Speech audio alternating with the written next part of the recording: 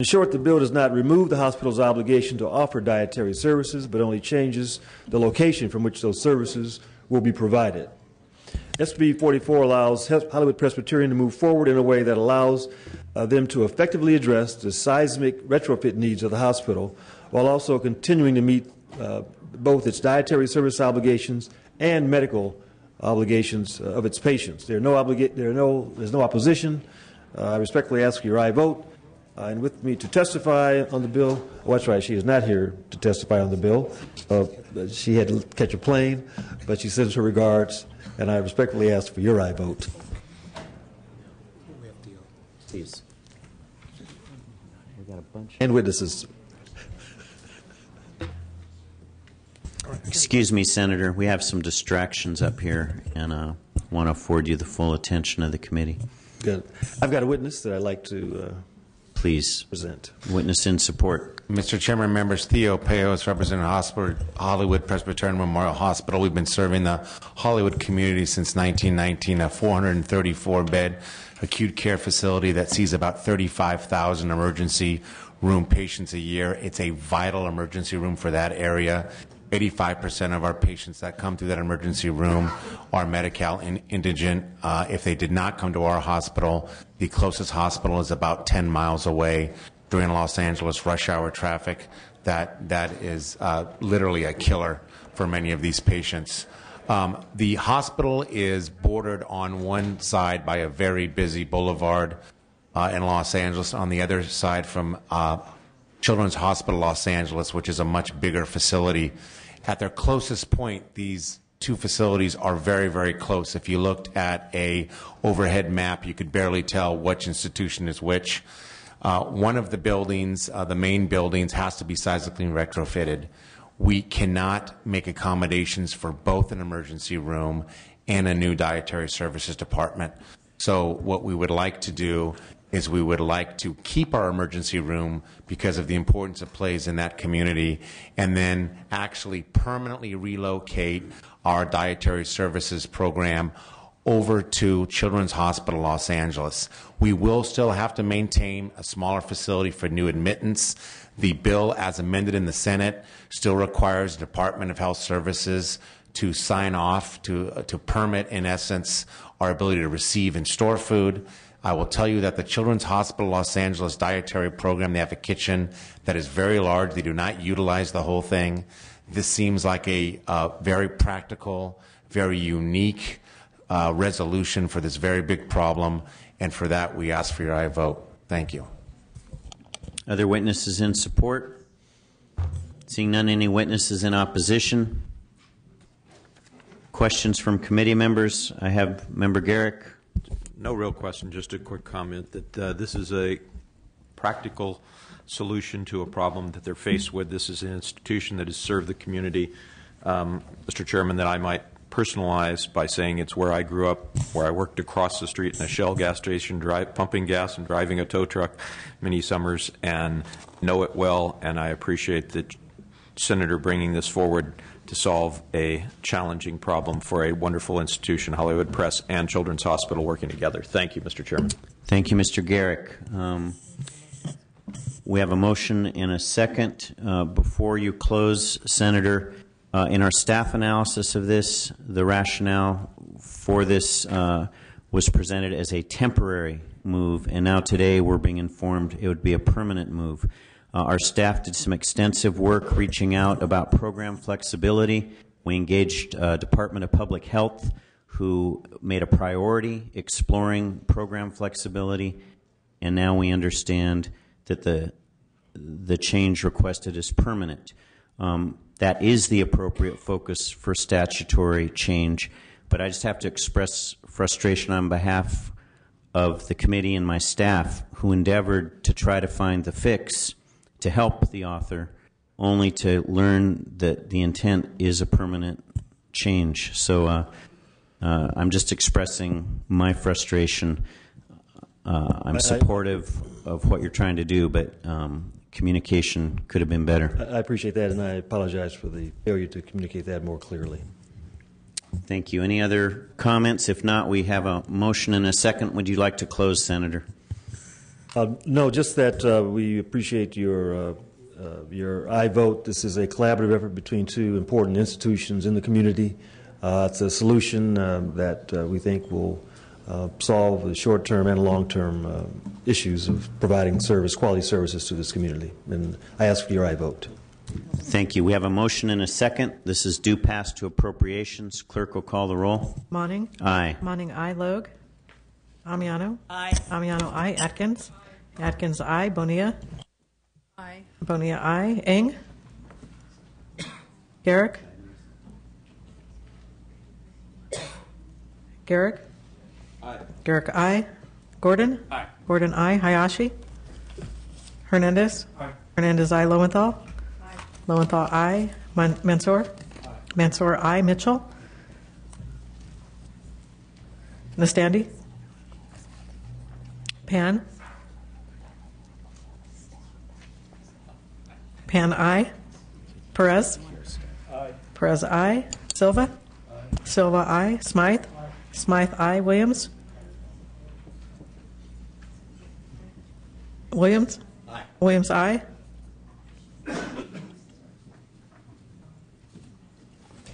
That bill has 14. The bill is out. Thank you. Members, we're on the home stretch here. We have two bills. We're going to move to item 10, presented by Senator Keough's staff. Before we move to that, though, as a courtesy to a member, I'm going to remove the call on item 11.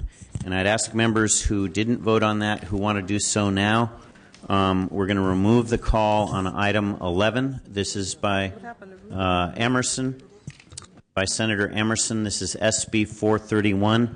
And I'm going to ask the clerk to open the roll on item 11 for members who did not vote or who wish to change a vote. Eng. Lowenthal. Pan? Aye. Pan, aye. Smythe? Aye. Smythe, aye. Mansour? Aye. Mansour, aye. No to aye. We'll go back. That bill has 8. It'll remain on call. I'm sorry. Okay, Mr. Silva. Silva? Aye. Silva, aye. Perez? Aye. Perez, aye. That's 10. That's out. That bill has 10, and that bill is out. And we do now have Senator Rubio is present, so we are going to move forward to item 13 and welcome Senator Rubio. Good evening, Senator Rubio. Well, good evening, Mr. Chairman and members. Thank you for allowing me to present this very important bill to you. SB 484 would reduce prison health care costs, which are the highest in the nation, by requiring the California Department of Corrections and Rehabilitation to implement a plan to reduce health spending to no more than the state pays per patient for Medi-Cal by the year 2015. Members, this bill is seeking to accomplish what I think is one of the greatest injustices in our society today, particularly in the state of California, where we have a health system that currently we provide better health care for people who are locked up, incarcerated, than we do people who have fallen on rocky times and who are unemployed, or even the veterans who are coming back fighting overseas to defend our freedoms. Those individuals are not receiving the quality of care or the timely health care than inmates do in our state of California. That is wrong. We need to fix it. This bill attempts to do so. It was the full intent of introducing this bill to accomplish that injustice. In addition to that, this bill adds transparency to the contracts currently with the state of California and HealthNet. It's well over $900 million currently. Unless you sit on the Joint Legislative Audit Committee, you are not given access to the information. This bill opens it up at a minimum to the Legislative Analyst's Office. So this bill attempts to accomplish two things. One, greater transparency to that contract, and second, to reduce the health care, but to solve the crisis with respect to providing better health care to our veterans and people who have fallen on hard times rather than the prisoners of this state. Thank you, Senator. Witnesses in support? Witnesses in opposition? Please come forward.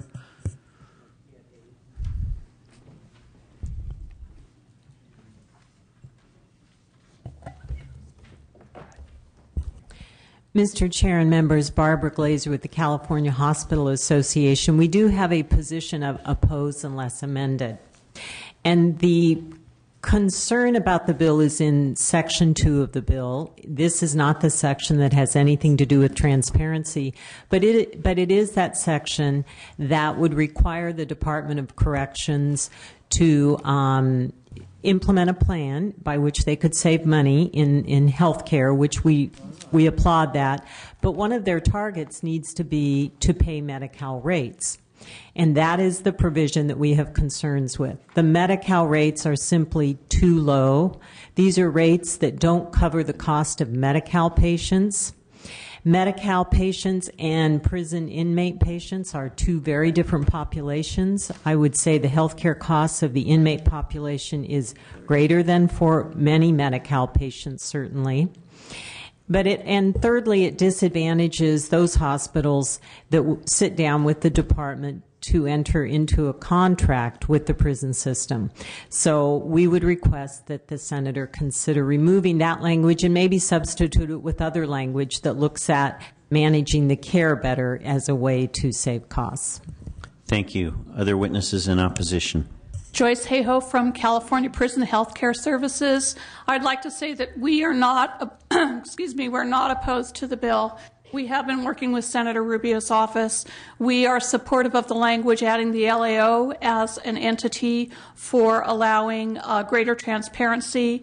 In terms of the second part of the bill, we've met with Senator Rubio a couple times. We understand the goals of wanting to look for a benchmark for where we might be able to get to affordable care. We have shared with his office that we think that, Medi-Cal is probably comparing apples to oranges.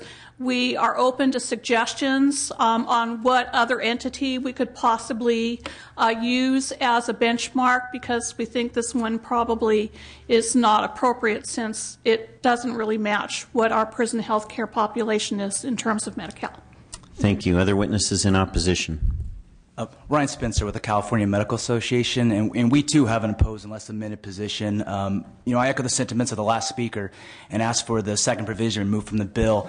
And we honestly appreciate the senator's concerns with the high cost of prison care, and we even more appreciate his concerns with the current state of Medi-Cal, which is even more reason not to compare the two. We should be focused on fixing Medi-Cal, not making it a gold standard or a benchmark for some of their health care costs. Thank you. Thank you very much. We're going to move to member questions and comments. Before we do that, I just want to offer both my thanks to the author for moving this forward. We had a very brief discussion in judiciary, but focused on the transparency side, and the senator graciously agreed to let us take on the Medi-Cal question here. As we've communicated with you and your staff, I'm also troubled by the Medi-Cal standard as articulated by some of the witnesses in opposition. First, our prison system is the subject of a federal court receivership, and I think it is important that we respect that process being played out and recognize that CDCR is working with the administration to comply not only with the spirit but the letter of that receivership. There was a proposal that we, instead of using Medi-Cal as a standard, I think the objective that's articulated is a noble one. It's trying to reduce costs of prison health care. And it's juxtaposed to other members of our society who maybe aren't currently covered by health coverage or whatever. My preference would be that in addition to the amendments that have been discussed, that you would consider working with the opponents as this moves towards appropriations, but for purposes of this committee today, that you would accept the removal of Medi-Cal as being that standard and perhaps replace it as it moves to appropriations with seeking the most efficient delivery to maintain the standard of quality care required by the federal court receivership and I think is favored by everybody in this room. So that's kind of my editorial comment, but also a question for the author.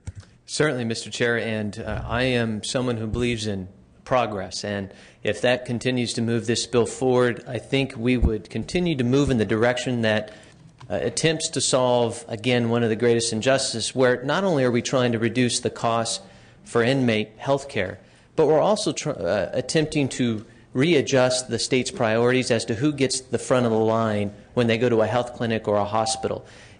Those in opposition are absolutely correct.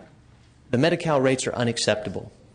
But it is a hard reality that we have to face today, that we've decided to reimburse much higher for those who deliberately break the law than we do who are law-abiding citizens, but they just find themselves unemployed, or someone who comes back from serving our fine military and who is retired. So I echo what those who are in opposition, the fact that the Medi-Cal rates are simply unacceptable.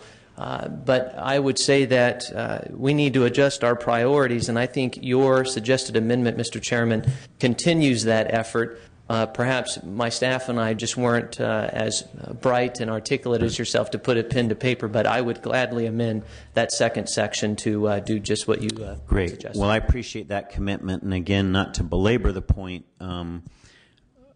I fully support the direction you want to go and some of the distinctions you want to make. Just to elaborate a little more, my concern with the Medi-Cal standard, it's both what you said, but also in terms of prison medicine, there's certain unique needs of inmate population, and it's not just the inmate population, it's hospitals that might receive them when they're under guard, where they require a room that's a double room, but they can't have a roommate for security reasons. So it skews the cost of delivery, where just imposing a Medi-Cal standard may not do it, and it could put us in violation of the federal receivership. So I appreciate your commitment to work on that language, that today you'll accept the amendment to remove the Medi-Cal standard, but you're free to move forward towards appropriations, exploring other commitments of how we achieve the equity that you're seeking.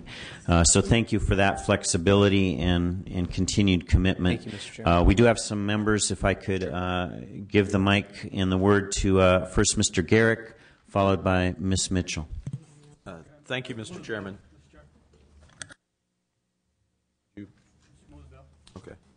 The bill's been... We have a motion and a second. Mr. Garrick, the floor is yours. I'll make it very quick. And first, I'd like to echo or duplicate your comments as far as my concerns regarding the receivership and the unique situation the state of California finds itself in as it relates to the correctional institutions and the health care for the individuals in that, along with the desire to achieve as much savings is laudable, is something that I think everyone in this room, recognizing the economic situation this state and our nation is in as far as unemployment and the desire to stretch or make the tax dollars as efficiently spent as possible.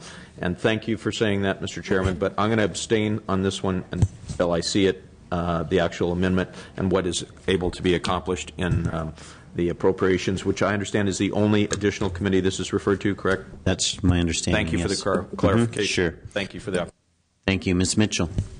Yes, I just wanted to echo the concerns raised by the chair with regard to the comparing to the Medi-Cal population, but I just have to say, Senator, that I'm not going to be able to support the bill today.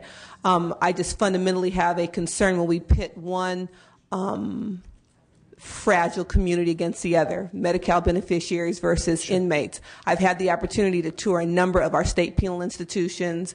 I'm particularly aware of the quality of health care provided to women who are incarcerated in our state systems, and just recognize that if we had been providing a quality of care equal to or even close to the Medi-Cal system, we wouldn't be under conservatorship today. When we recognize the average sentence of an inmate in our state penal institutions, they come out into our communities. And again, I believe we have a responsibility, since they are in state facilities that we are ultimately responsible for, providing them with humane access to health quality services, high quality health services, I think is important. I think the conservatives' goal of trying to improve health outcomes ultimately will reduce costs, to set up a system where they can be tracked and chronic conditions can be addressed, diabetes and some of the other chronic conditions that inmates suffer from.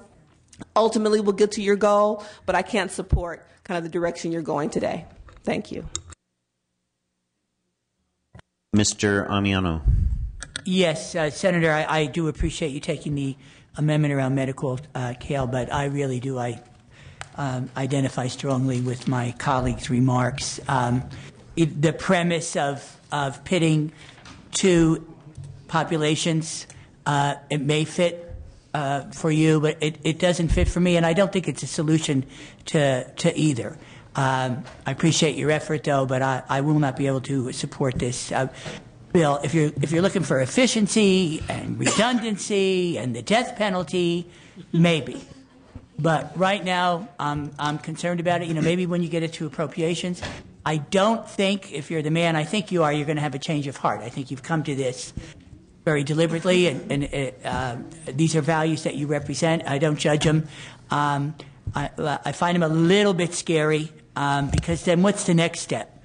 Not that you would do this, but there's a lot of prisoners with AIDS, women and men in prison. Do they get the shorter end of the stick because people think they deserve the disease or whatever the attitude is? And I know you do not embrace that, but I'm just saying these are some of the concerns that that I have. But I applaud you for giving it the shot. Mr. Chair?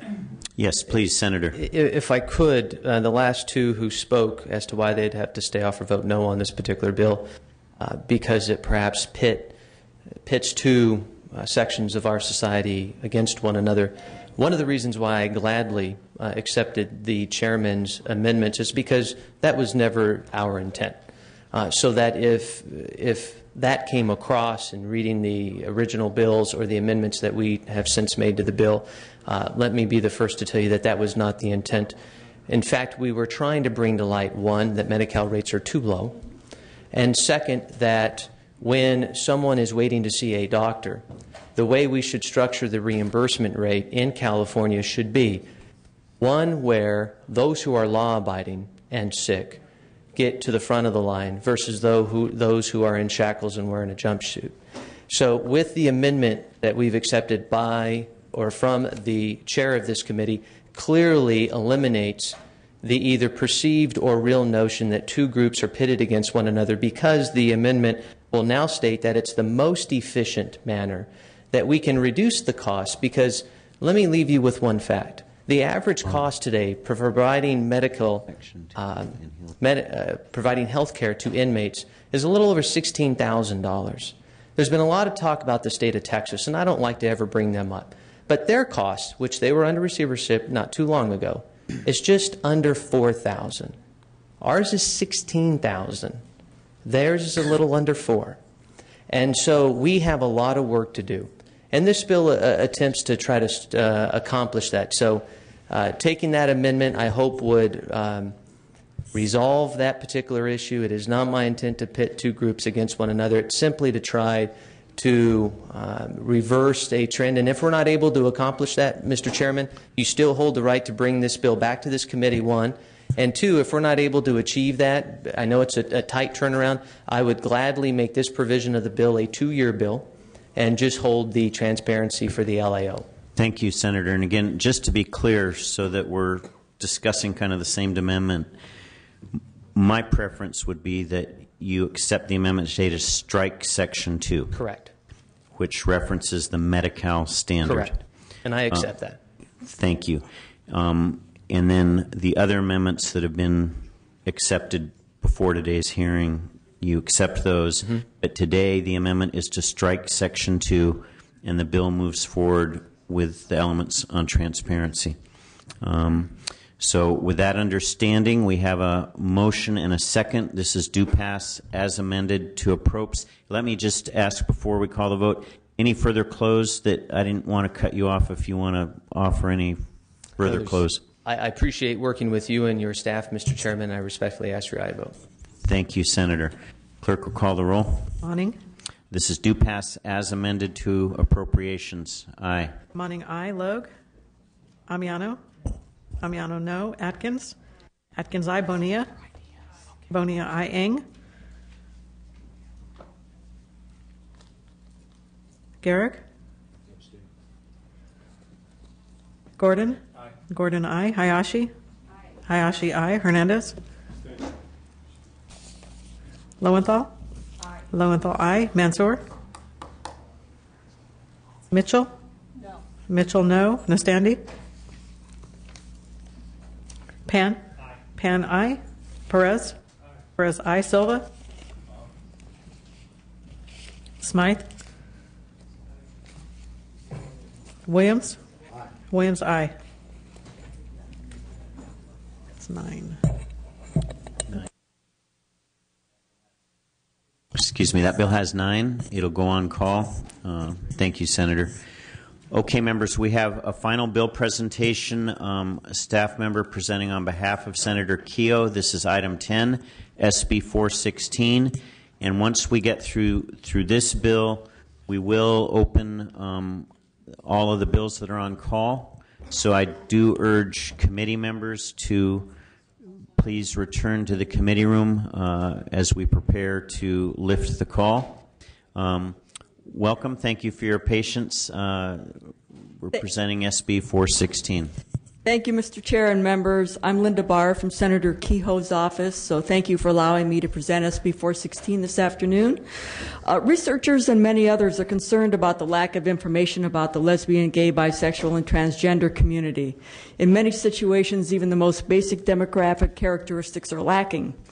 A recently groundbreaking report from the Institutes of Medicine concluded that LGBT individuals have unique health care experiences and needs, and building a more solid evidence base for LGBT health concerns. Thank you. Shall I continue? Please continue. Okay. Will not only benefit LGBT individuals, but it will also add to the repository of health information that we have that pertains to all people. SB 416 represents a positive step in that direction. It would require the Department of Public Health and the Department of Health Care Services to collaborate with the Regents of the University of California to include voluntary demographic self-identification information on sexual orientation, gender identity, and gender expression into the questions asked by the California Health Interview Survey by January 1st, 2013. It would also require both departments to collaborate with the California State Coordinator for the Behavioral Risk Factor Surveillance System to include similar questions by that same date.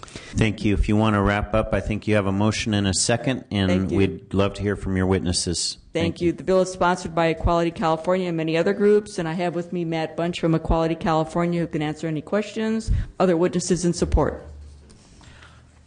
Matt Bunch here on behalf of Equality California.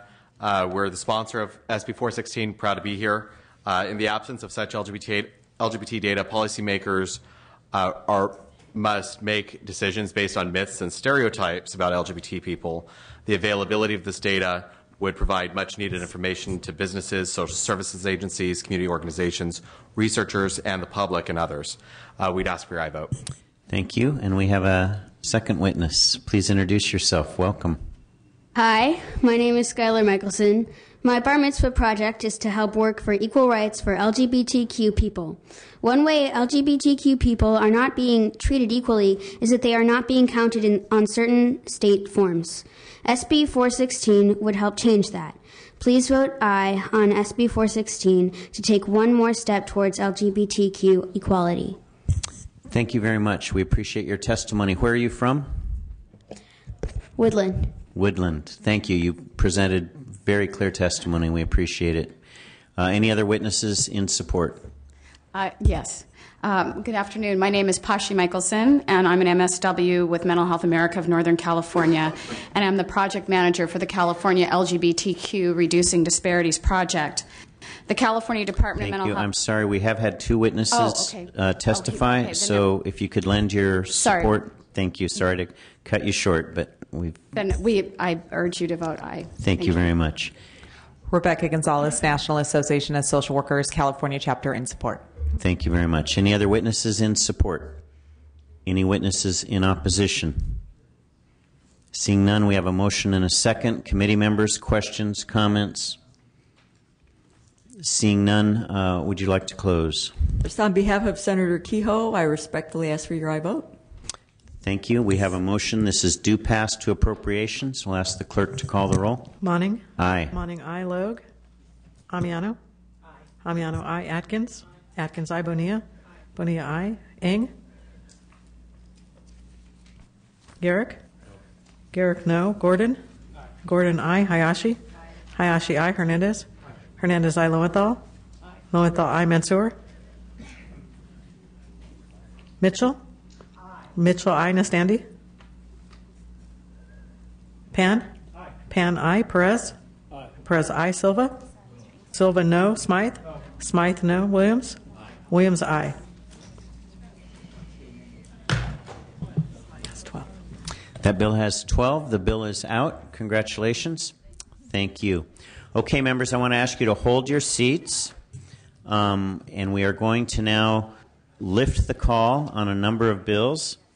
If members are within earshot, now would be the time to come and add your votes. We've been through, pardon?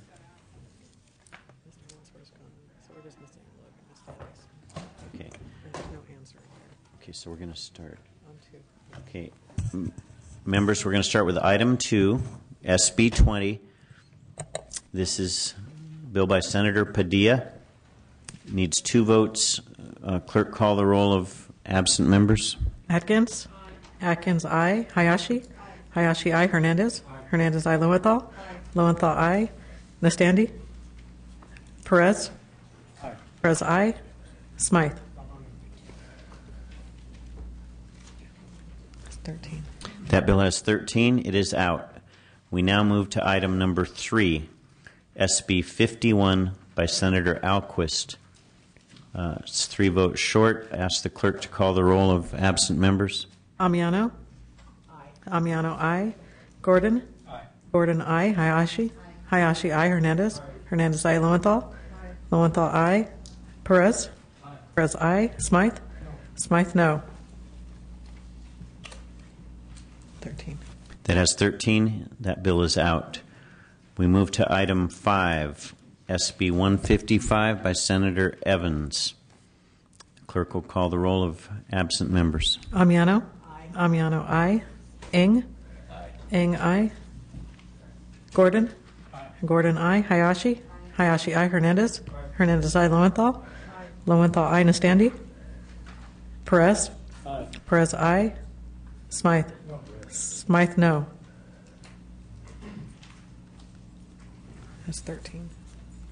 That has 13. The bill is out. We move to item 8, SB 408 by Senator Hernandez. That bill is 3 votes short. Clerk will call the roll. Atkins? Aye. Atkins, aye. Hayashi? Hayashi, aye. Hernandez? Hernandez, aye. Lowenthal? Lowenthal, aye. Nastandi? Nastandi, no. Perez? Perez, aye. Smythe? Smythe, no. That bill has 12. The bill is out. We move to item number 9, SB 411 by Senator Price. 3 votes short. Clerk will call the roll. Bonilla? Bonilla, aye. Eng? Eng, aye. Hayashi? Hayashi, aye. Hernandez? Hernandez, aye. Perez? Perez, aye. That bill has 12. The bill is out.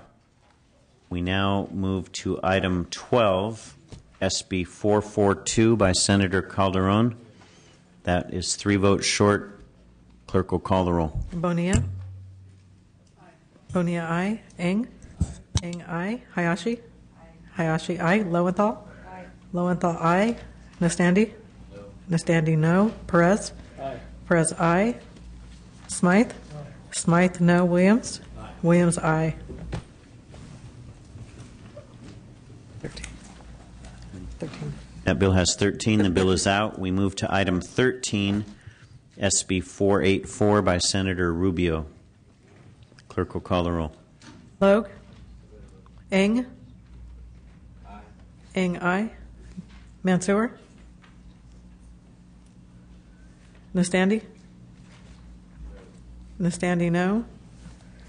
That's 10. 10. That bill has 10. That bill is out. We move to item 14, SB 703 by Senator Hernandez. That bill is one vote short. Clerk will call the roll. Ng? Ng, aye. Hayashi? Hayashi, aye. Lowenthal? Lowenthal, aye. Perez? Perez, aye. Smythe? Smythe, no. 13. That bill has 13. The bill is out. So, members, that represents bills on call. If you voted on them all, you're free to go. If not, and you want to add on, consent passed, so you need to add on. Fernandez, aye.